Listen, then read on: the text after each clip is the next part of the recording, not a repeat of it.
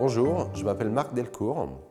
Je vais vous parler de l'histoire et des perspectives de Global Bioénergie, la société que je dirige et que j'ai fondée en 2008 avec Philippe Marlière, un scientifique visionnaire dans le domaine de la biologie industrielle. La biologie industrielle est un des piliers de la transition énergétique, l'un des principaux enjeux du XXIe siècle.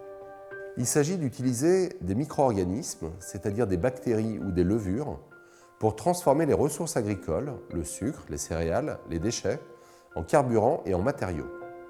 Mais dans la nature, les bactéries et les levures ne produisent pas d'hydrocarbures. Pour produire les mêmes composés que ceux aujourd'hui dérivés du pétrole, il faut donc modifier ces micro-organismes en profondeur. Et c'est sur ce défi ambitieux, faire produire des hydrocarbures à des bactéries, qu'a été fondée Global Bioénergie. Dès 2009, SaveVenture, la branche capital risque de Banque Populaire Caisse d'Épargne, a investi 3,2 millions d'euros dans l'aventure. L'État français a soutenu le projet au travers d'importantes subventions. Global Bioénergie s'est dans un premier temps attaché à réécrire le logiciel des bactéries pour qu'elles convertissent le sucre en isobutène, un hydrocarbure très utilisé dans l'industrie. Après 2 années d'intenses travaux de recherche, nous avons produit cette molécule par fermentation à l'échelle du millilitre. Un prototype d'un volume de 1 litre a ensuite été installé. Pour passer à l'étape suivante, Global Bioénergie est rentré en bourse sur la place de Paris. Les performances du procédé ont progressivement été améliorées et nous avons produit nos premiers kilogrammes d'isobutène. En 2013, la société lève 23 millions d'euros auprès de la banque CM-CIC notamment et obtient un nouveau financement, 4 millions d'euros de l'État français. Un pilote industriel est conçu, construit et installé à Pomacle-Bazancourt, près de Reims, dans le plus grand complexe agro-industriel d'Europe. Ce pilote industriel permet de produire des lots d'isobutène qui sont acheminés vers différents industriels, le constructeur automobile Audi, le chimiste Arkema ou encore les industriels du gaz domestique. Global Bioénergie s'est engagé dans la dernière phase du développement du procédé et construit un démonstrateur sur le site de Leuna, la plus moderne des raffineries allemandes. Elle a reçu le soutien de l'État fédéral allemand et d'un consortium bancaire. Un démonstrateur, c'est déjà une petite usine d'une capacité de 100 tonnes par an qui débutera sa production en juillet 2016. Alors résumons. Dans le développement d'un tel procédé de biologie industrielle, on distingue d'abord une étape de preuve de concept à petite échelle, puis un prototype, un pilote industriel et enfin un démonstrateur. Quelle est la suite? Eh bien, une partie des perspectives de la société est en fait déjà tracée. En mai 2015, le groupe Cristal Union, le numéro 2 du sucre en France, s'est lancé dans une joint venture avec Global Bioénergie pour construire et exploiter une première usine de 50 000 tonnes par an à horizon 2018. Le financement de l'usine est en cours de montage et les liens commerciaux commencent déjà à s'établir. Cette usine permettra la production d'essence.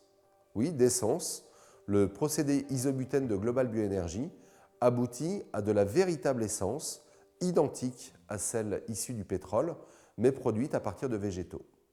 Cette usine interviendra en fait sur 3 grands marchés. L'essence, on vient d'en parler, le kérosène, représente un marché en très forte croissance, 5% par an, et il n'y a pas aujourd'hui de biocarburant dans le secteur aérien. Global Bioénergie est une des rares sociétés à pouvoir apporter une solution. Enfin, le 3e marché est celui des matériaux, plexiglas, caoutchouc, plastique. Ces marchés très importants ouvrent la perspective d'implanter non pas une seule, mais des dizaines ou des centaines d'usines. Il s'agira d'un nouveau monde industriel, décentralisé, avec des usines situées à proximité des ressources. La France, première agriculture d'Europe, peut trouver là une perspective unique de réindustrialisation. Pour envisager concrètement ce déploiement à grande échelle, il faut s'attarder sur plusieurs points. D'abord, il y a la question des ressources. Crée-t-on une concurrence avec la production alimentaire? Eh bien, à l'échelle mondiale, la production agricole augmente constamment, non seulement en valeur absolue, mais aussi en quantité par habitant. Et aujourd'hui, nous sommes dans une situation de surproduction agricole chronique, ce qui résulte en des prix très bas, fragilise les agriculteurs et induit un gaspillage généralisé. Plus de 30% des denrées alimentaires mondiales sont ainsi gaspillées. Et puis, utiliser les déchets agricoles est une solution émergente. La paille et les copeaux de bois seront bientôt utilisables à grande échelle dans le procédé de Global Bioénergie.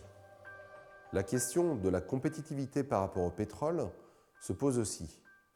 La baisse du prix du baril depuis l'été 2014 ne va pas dans le bon sens, mais dans le même temps, le prix des ressources agricoles a lui aussi très fortement baissé, sous l'effet de la surproduction mondiale. Au final, les conditions actuelles sont plutôt favorables, et le prix du pétrole, qui est une ressource limitée, devrait augmenter plus vite que celui des ressources agricoles dans les prochaines années.